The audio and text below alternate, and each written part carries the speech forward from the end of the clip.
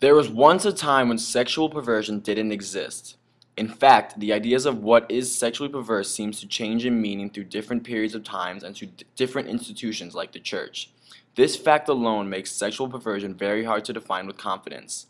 Thomas Nagel uses modern-day examples to show why some things are considered perversions and why some things are considered natural, and through logic he is able to come up with somewhat of a blueprint to what controls ideas of perversions.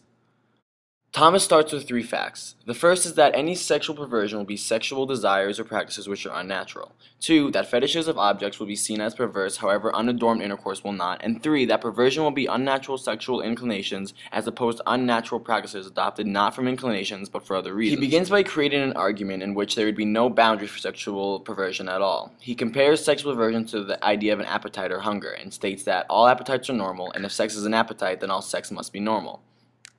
But it is not the appetite that is not normal, it is how we feed this appetite and what unnatural inclination causes us to want to feed this appetite in a certain way. To break this idea down, he gives us the examples that it would not be considered perverse if a person chose to eat foods like wood or rubber with no nutritional value, and it would only be seen as a poor choice.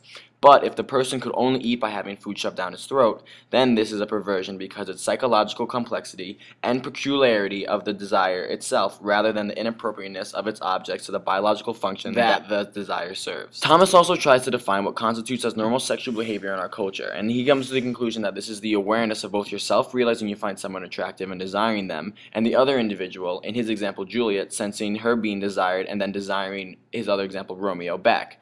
The way he puts it is that he senses her, sensing him, sensing her, and eventually they will both give in to desire and have sex. Nagel is trying to show that in sex there needs to be mutual awareness of each other and the desire for each other to make it natural. This is why things like sex with inanimate objects. From this we can conclude that sex is normally reciprocal, some sexual practices cut short relations between persons, and some sexual practices do not meet the requirements for normal sex, so some sexual experiences are perverse. We can analyze already practices that are considered sexually perverse, like sadism. Sadism is the idea of having a sexual perversion because you're controlling another partner and you're having them go through pain in the eyes of your pleasure. This is weird because it's not reciprocal, because you are the one giving the pain and they are the one just taking it. So that's kind of weird. The second example would be the masochist, or the person who's getting the pain for the exact opposite reasons, because they're receiving pain at the hand of someone who's giving them pain and they're not seeing themselves in the other person. For the same reason, things like child molestation and bestiality are sexual perversions, because the lack of awareness in the other partner. An animal doesn't know what's going on, and nor does a little kid, but the person who's doing the fucked up things is just like, oh, this feels good. In conclusion, Nagel says that he cannot clarify what is a sexual perversion or what isn't a sexual perversion, because it may be enjoyable to some other people, and we cannot judge their moral selves by their actions. But here's where I find my first problem in the article. I can judge people for their moral actions because I think things like child molestation and ruining a kid's life or hurting an animal who never did anything is wrong, and that's disgusting. Thomas Nagel also never talks about masturbation and if it's considered perverted if you're not actually involved in the act and if you're just jerking off in front of like an image on the screen and kind of repressing the ideas of actually going out and doing this sexual thing.